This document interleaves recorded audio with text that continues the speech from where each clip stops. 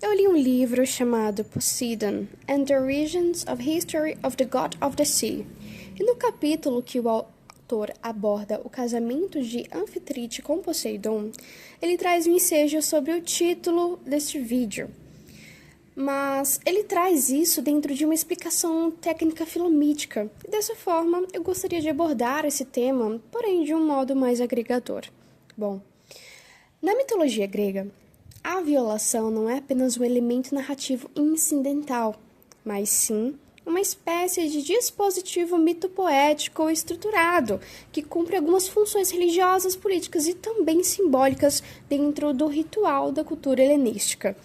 Deuses como Zeus, Hades e Poseidon, ao violentarem ninfas, mortais, sacerdotisas e até mesmo outras divindades, estão exercendo um ato que, tecnicamente falando, representa a subjugação do poder feminino e telúrico por uma nova ordem patriarcal e solar. Esse padrão acaba se repetindo com uma certa consistência, onde o deus assume uma forma mágica ou simbólica, como um touro, um cisne, uma bruma, força uma união com uma figura feminina e o resultado é uma gravidez ou uma transformação ou uma fecundação de um novo culto, linhagem ou cidade. Neste modelo, existem alguns casos que posso trazer como exemplo e certamente são casos que vocês já estão acostumados, pois são casos bastante populares, por assim dizer. Zeus e Europa, o mesmo que providencia o rapto e a união com uma princesa ligada ao culto lunar cretense, fundando assim o poder minoico. Poseidon e Medusa, onde a violação no templo de Atena, com subsequente transformação da vítima em um monstro apotropaico.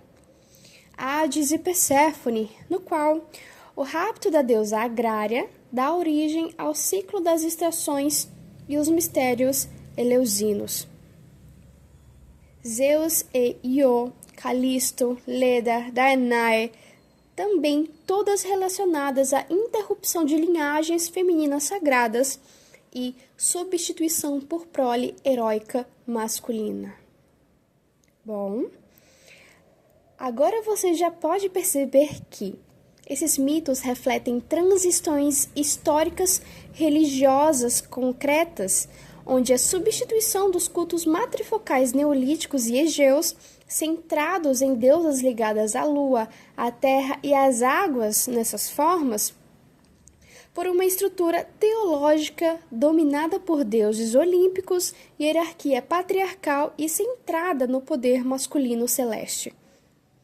A figura feminina mitológica violada é frequentemente silenciada ou demonizada após o ato. Não à toa, o arquétipo do mito perdura em manifestação prática e material em nossa sociedade atual. Medusa vira monstro, Io é transformada em uma vaca, Calisto em uma ursa, Daphne em um loureiro, entre outros casos.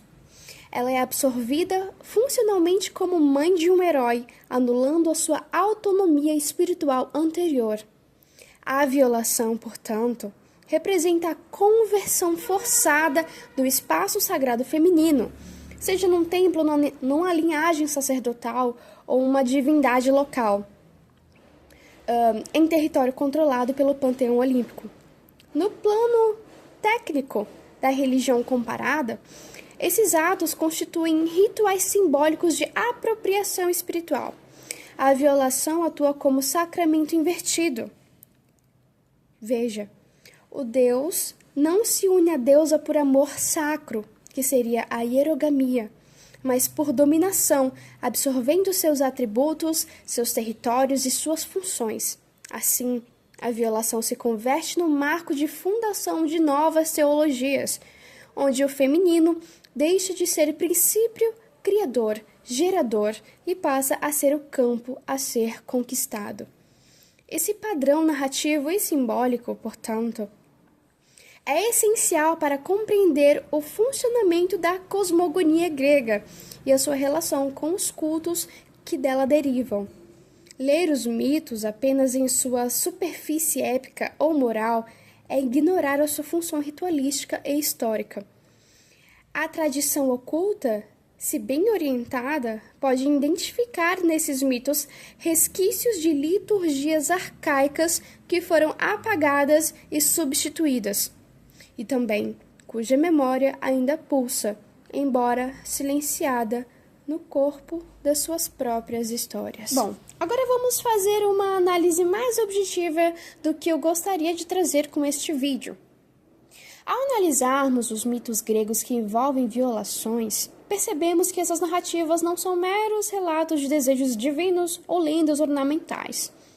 Elas compõem um sistema simbólico que registra, de forma ritualística e também codificada, a dominação de um princípio sobre o outro, e neste caso, o domínio da ordem masculina solar e celeste sobre o princípio feminino lunar e telúrico. Cada violação mítica representada nesta invasão do espaço sacro da mulher, não apenas como corpo, mas como centro de poder espiritual e também cultural. O arquétipo que emerge dessas narrativas é muito claro. A mulher como portadora de um poder que precisa ser dominado, domado, subjugado ou até mesmo apagado para que uma nova ordem se estabeleça.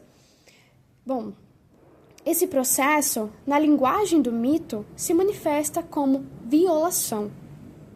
Um ato de possessão forçada, onde o feminino deixa de ser o sujeito e torna-se um território a ser dominado.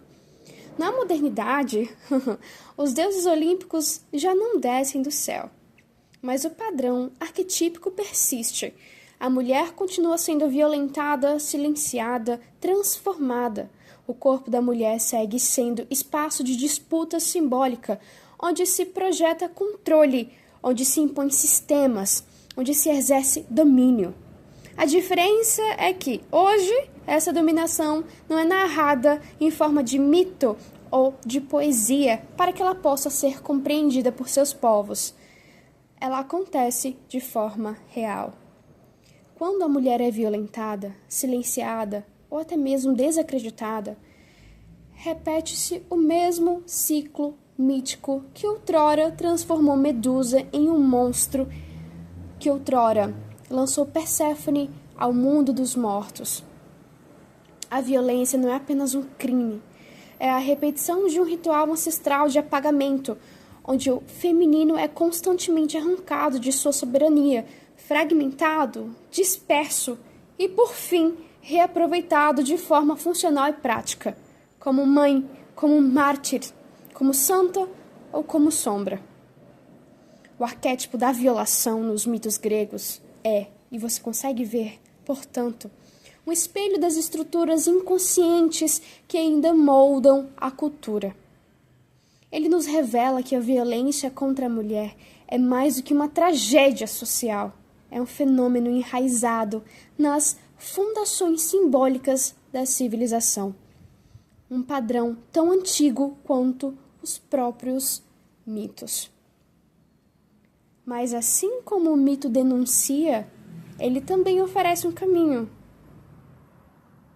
Dentro do labirinto da consciência, pode encontrar no fio da memória. E ao dar um nome ao que se foi silenciado, ao recontar o que se foi distorcido, é possível reverter o encantamento, ou o romantismo que está por detrás deste mitopoesia. Pois onde antes havia invasão, pode haver retorno. Onde antes havia ruína, pode haver reconstrução. E a deusa, esquecida entre pedras e símbolos, pode enfim recuperar a sua voz. O fenômeno da repetição de mitos de violação contra o feminino, tanto na antiguidade quanto na cultura atual, é explicado principalmente pela psicologia analítica. Carl Jung traz abordagens muito interessantes a respeito das funções arquetípicas de formas universais, onde a experiência psíquica estrutura tanto os mitos quanto os comportamentos humanos. Os mitos gregos, ao narrar deuses violentando ninfas e deusas, não são apenas histórias simbólicas do passado, como nós vimos. mas expressões de padrões inconscientes coletivos que seguem atuando, vivos, emergentes até hoje. A cultura, por vezes, apenas muda a forma, mas repete a estrutura. O feminino é dominado, silenciado, transformado, distorcido, fragmentado. A mitologia comparada, a antropologia e a crítica feminista arquetípica completam esse entendimento, revelando que tais narrativas são registros simbólicos de transições culturais, onde o poder da mulher, seja como corpo ou seja como símbolo, é ritualisticamente tomado ou dominado. Assim, cada ato de violência contra a mulher no presente ecoa como uma espécie de mito-poesia ancestral não resolvido e ainda vivo no imaginário coletivo.